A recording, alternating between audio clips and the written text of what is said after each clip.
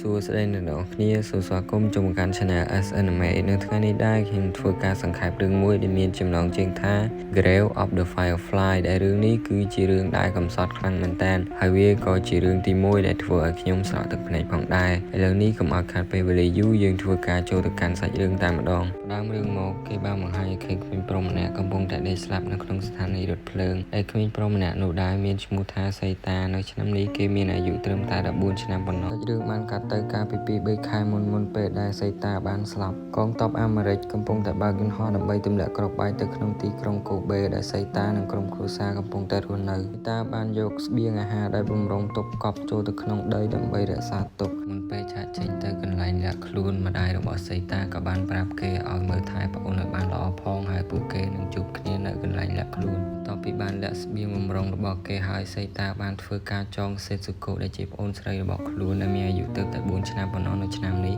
ដាក់ជាប់នឹងខ្លួនហើយពួកគេក៏បានរៀបចំអីវ៉ាន់ដើម្បីចាកចេញទៅហើយមុននឹងចេញទៅសីតាក៏មិនបានភ្លេចនៅរូបថតរបស់ឪពុកខ្លួនដែរពេលចេញមកដល់ខាងក្រៅដែលឃើញថាផ្ទះសម្បែងនៅទីនោះគឺត្រូវបានឆេះអស់ទៅហើយសីតាក៏បានប្រញាប់ប្រញាល់នាំប្អូនរត់ទៅកន្លែងលាក់ខ្លួនតែម្ដងទៅពេលរត់ទៅដល់កន្លែងលាក់ខ្លួនសេស៊ូកូមានការភ័យខ្លាចយ៉ាងខ្លាំងហើយសីតាក៏បាននិយាយលួងទៅកាន់ប្អូនខ្លួនវិញថាឥឡូវនេះឯងលេងអីហើយនៅពេលនោះដែរសេស៊ូកូក៏បានសួរទៅកាន់បងប្រុសរបស់ខ្លួនថាតើម្ដាយរបស់ពួកគេគឺនៅឯណាសីតាក៏បានឆ្លើយទៅវិញថាម្ដាយរបស់ពួកគេគឺប្រហែលជានៅកន្លែងជំរុំលាក់ខ្លួនហើយនៅពេលនោះសេស៊ូកូបានប្រាប់ទៅកាន់បងប្រុសរបស់ខ្លួនវិញថានៅពេលមកតាមផ្លូវគឺគេបានជ្រូកបាត់ស្បែកជើងមួយចំហៀងទៅហើយដែលសីតាក៏បាននិយាយថាចាំខ្លួនទិញអាថ្មីឲ្យហើយសេស៊ូកូក៏បាននិយាយថាខ្លួនក៏មានលុយខ្លះដែរពេលនោះសេស៊ូកូក៏បានដកកាបូបចេញមកហើយបានចាក់ទឹកឲ្យបងប្រុសមើលសីតាក៏បាននិយាយថាឯងពិតជាមានមែនដោយសារតែចាំយូរពេកនៅតែមិនឃើញម្ដាយរបស់ពួកគេមកទៀតសីតាក៏បាននាំសេស៊ូកូដើររកដាក់ម្ដាយរបស់ពួកគេតែម្ដងតែទោះជាពួកគេព្យាយាមរកយ៉ាងណាក៏នៅតែរកម្ដាយរបស់ពួកគេមិនឃើញដដែលនៅពេលនោះមានទាហានម្នាក់បានមកប្រកាសថាពួកគេបានបើកនៅមន្ទីរព្យាបាលនៅកន្លែងសាលារៀនដោយឮដូចនោះសីតាក៏បាននាំសេស៊ូកូទៅកន្លែងសាលារៀនដើម្បីព្យាបាលប្អូនរបស់ខ្លួនដោយសារតែសេស៊ូកូកំពុងតែឈឺភ្នែកនៅមន្ទីរព្យាបាលសីតាបានជួបជាមួយនឹងអ្នកមីងរបស់គេហើយមីងរបស់សីតាបានសួរទៅកាន់សីតាថាតើឯងបានឃើញម្ដាយរបស់ឯងទេ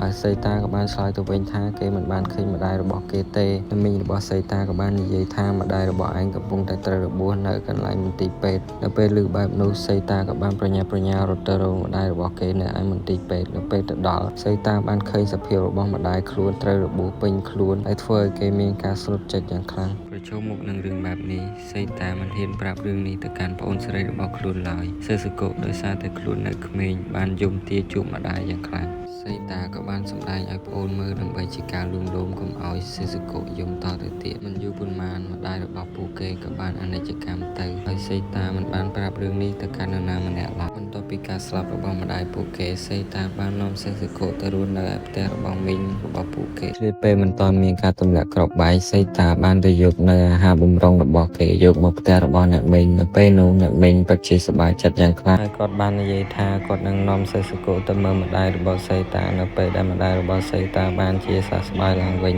ប៉ុន្តែនៅពេលនោះដែរសីតាក៏បាននិយាយការពិតទៅកាន់អ្នកមីងថាម្ដាយរបស់ខ្លួនគឺបានស្លាប់បាត់ទៅហើយពេលឮបែបនោះអ្នកមីងរបស់សីតាពិតជាមានការភ្ញាក់ផ្អើលយ៉ាងខ្លាំងហើយគាត់បាននិយាយទៅកាន់សីតាថាហេតុអ្វីក៏សីតាមិនប្រាប់គាត់តាំងពីដំបូងសីតាក៏បាននិយាយទៅកាន់គាត់វិញថាគឺដោយសារតែគេមិនចង់ឲ្យសេស៊ូកូបានដឹងពីរឿងនេះឡើយហើយយប់នោះដែរសីតាបាននាំសេស៊ូកូទៅលេងខាងក្រៅយ៉ាងសប្បាយចិត្តហើយនៅពេលយប់ពួកគេក៏បានមកញ៉ាំអាហារតែអ្នកមីងរបស់សីតាបានឲ្យពួកគេញ៉ាំតែទឹកសម្លតែប៉ុណ្ណោះគឺមិនឲ្យពួកគេញ៉ាំបាយនោះឡើយនៅថ្ងៃបន្ទាប់ពួកគេបានទៅលេងទឹកសមុទ្រយ៉ាងសប្បាយចិត្តហើយនៅពេលត្រឡប់មកវិញអ្នកមីងរបស់ពួកគេឲ្យសីតាយកគីម៉ូណូរបស់ម្ដាយខ្លួនយកទៅដូរយកអង្ករមកវិញនៅពេលដូរបានហើយសីតាពិតជាសប្បាយចិត្តយ៉ាងខ្លាំងថ្ងៃនេះក៏ជាថ្ងៃដែលពួកគេទើបតែបានញ៉ាំបាយផងដែរហើយដោយសារតែការសប្បាយចិត្តពេកសីតាក៏បានភ្លេចលាងចានបូករួមជាមួយនឹងការយំរបស់សេស៊ូកូនៅកណ្ដាលយប់ទីរោងម្ដាយផងនោះអ្នកមីងរបស់ពួកគេពិតជាខឹងយ៉ាងខ្លាំងហើយបាននិយាយថាពួកគេពិតជាគួរឲ្យរំខានមែន ថ្ងៃបន្ទាប់ដោយសារតែការមិនអាចទ្រាំរស់នៅជាមួយនឹងអ្នកមេញបានសេតានិងសេសកូបាននាំគ្នាទៅរស់នៅឯជំរកលាក់ខ្លួនវិញពេលទៅរស់នៅទីនោះដំបូងសេតានិងសេសកូពិតជាមានក្តីសុខយ៉ាងខ្លាំងពួកគេបានញ៉ាំអាហារជាមួយគ្នាហើយនៅពេលយប់ឡើងពួកគេបានយកសត្វអំពិលអំពែកដើម្បីបំភ្លឺនៅពេលរាត្រីនៅថ្ងៃស្អែកឡើងសេសកូបានយកសត្វអំពិលអំពែកដែលងាប់កាលពីយប់មិញយកទៅកប់នៅក្នុងដីហើយសេសកូក៏បានសួរទៅកាន់បងប្រុសរបស់គេថាតើម្ដាយរបស់ពួកគេក៏ស្ថិតនៅក្នុងដីដែរមែនទេនៅពេលដែលឮបែបនោះសេតាពិតជារំជួលចិត្តយ៉ាងខ្លាំងហើយមិនអាចទប់ទឹកភ្នែកបានឡើយនៅល្ងាចនេះតែនៅពេលដែលសេតាកំពុងតែសិតសក់ឲ្យសេសកូយើងឃើញថាជំងឺរបស់សេសកូគឺកាន់តែរាលដាលឡើងខ្លាំងទៅនៅពេលយប់ឡើងសេតាបានទៅលួចអំពៅរបស់គេហើយត្រូវបានម្ចាស់ចំការតាមទាន់ហើយបានចាប់សេតាទៅអោបប៉ូលីសពេលនោះដែរទោះបីជាសេតាខំអង្វរម្ចាស់ចំការយ៉ាងណាក៏ដោយក៏គេមិនលើកលែងឲ្យសេតាដែរហើយមិនត្រឹមតែប៉ុណ្ណោះម្ចាស់ចំការនោះក៏បានវាយទៅលើសេតាយ៉ាងធ្ងន់ធ្ងរផងដែរពេលទៅដល់ប៉ុស្តិ៍ប៉ូលីសលោកប៉ូលីសម្នាក់នោះបានឲ្យបុរសម្ចាស់ចំការឲ្យត្រឡប់ទៅផ្ទះវិញទៅហើយខ្លួននឹងដោះស្រាយជាមួយនឹងសេតាពេលដែលបុរសម្ចាស់ចំការនៅទៅបាត់លោកប៉ូលីសក៏បានឲ្យសេតាត្រឡប់ទៅវិញទៅហើយនៅពេលដែលសេតាដើរចេញមកវិញសេតាបានឃើញសេសកូកំពុងតែឈរចាំខ្លួននៅខាងក្រៅដែលធ្វើឲ្យគេពិតជាអាណិតទៅលើប្អូនស្រីខ្លាំងមែនទែនទៀតឱកាសនៅពេលដែលមានការទម្លាក់គ្រាប់បែកសេតាបានប្រថុយជីវិតដើម្បីរត់ទៅរកអាហារនិងរបស់របរប្រើប្រាស់របស់អ្នកភូមិដែលបានរត់ភៀសខ្លួនពេលត្រឡប់មកវិញសេតាបានយកអាហារទៅឲ្យសេសកូញ៉ាំប៉ុន្តែជំងឺរបស់សេសកូគឺកាន់តែធ្ងន់ធ្ងរឡើងដែលធ្វើឲ្យសេសកូគឺគ្មានកម្លាំងកំហែងនៅឡើយនៅថ្ងៃមួយនៅពេលដែលសេតាបានត្រឡប់មកពីការបដូររបស់វិញសេតាបានឃើញសេសកូកំពុងតែដេកសន្លប់នៅលើស្មៅហើយគេក៏បានយកសេសកូទៅកាន់មន្ទីរពេទ្យនៅពេលនោះដែរលោកគ្រូពេទ្យក៏បានប្រាប់ទៅកាន់សេតាថា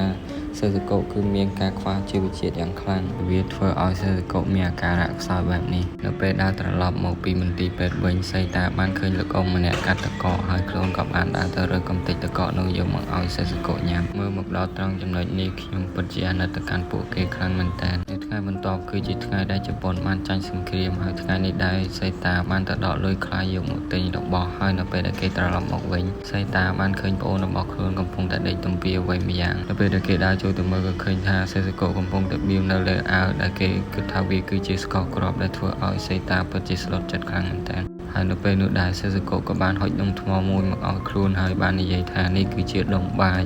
បងឆាប់ញ៉ាំទៅតន់វានៅក្តៅៗដែលធ្វើឲ្យសេតាពិតជាមានការរំជួលចិត្តនិងអាណិតទៅកាន់ប្អូនខ្លាំងមែនទែនហើយបើមើលមកដល់ត្រង់ចំណុចនេះវិញគឺខ្ញុំសម្លាយសឹងតែស្រក់ទឹកភ្នែកទៅហើយបន្ទាប់មកសេតាក៏បានចិត្តអាណិតឲ្យទៅកាន់សេសកូញ៉ាំនៅពេលនោះដែរសេសកូបានញ៉ាំរលឹកនោះហើយក៏បាននិយាយថាវាគឺពិតជាឆ្ងាញ់មែនទែននៅត្រង់ឈុតបន្ទាប់នេះដែរគឺខ្ញុំសម្លាយមិនចេញទេអ្នកទាំងអស់គ្នាអាចមើលដោយខ្លួនឯងបាន